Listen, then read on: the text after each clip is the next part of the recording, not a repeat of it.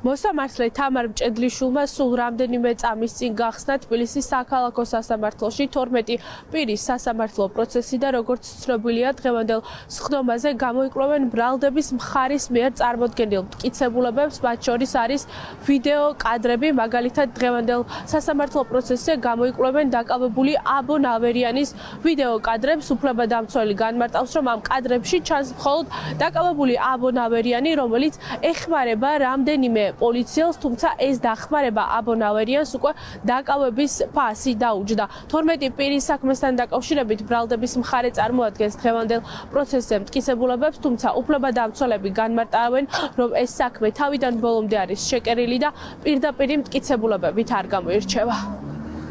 ვიწყებთ უკვე ბრალდების მხარის მტკიცებულებების გამოგლევას, რომელი მტკიცებულებები იქნება ჯერ ასე ვთქვათ პირველ ეტაპზე გამოგლეული, ამასთან დაკავშირებით ბუნებრივია ჯერ ინფორმაცია არ გვაქვს დღეს გავიგებთ პროცესზე და შესაბამისად დაცვის მხარეს იქნება შესაბამისი მტკიცებულება თითოეულ გარემოებასთან და მტკიცებულებასთან მიმართებაში. იმ ვიდეოში, რასაც შინაარსობთ, რომლებიც იქნება გამოგლეული და ჯერ შინაარსზე არ შევალ,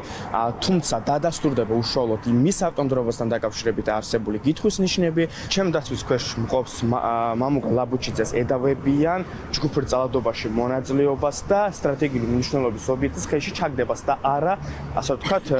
სხვისი ნივთის დაზიანებას თუ განადგურებას, ხო? ცალკე აღებული ამ კონკრეტულ შემთხვევაში გარის ჯანჯყალი არ ნიშნავს სტრატეგიული მნიშვნელობის ობიექტის ხელში ჩაგდებას. მტკიცებულებების სიუხვით არ გამოირჩევა ეს საქმე, მიუხედავად იმისა, რომ მოცულობითი არის, რაც შეეხება ჩემი დაცვის ქვეშ მყოფს აბო ნავერიანი არის, ეს არის ადამიანი, რომელმაც პოლიციელები, კონკრეტული პოლიციელები სიკვდილსაც კი გადაარჩინა, თუმცა რატომღაც პროკურატურა ამაზე თვალს უჭავს და მაინც და მაინც ბრალდებაზე არის ჩაციკლული, რომელიც ბუნებაში არ არსებობს უბრალოდ, შეუძლებელია რომ დაადასტუროს მისი ბრალეულობა იმ ბრალთან მიმართებაში, რაც აქვს საყენებული და მტკიცებულებებს, რაც შეეხება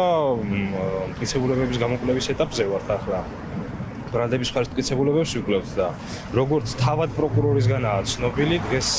ვიდეო მასალის გამოკვლევა იქნება, სადაც ბევრი არაფერი არაჩვენს.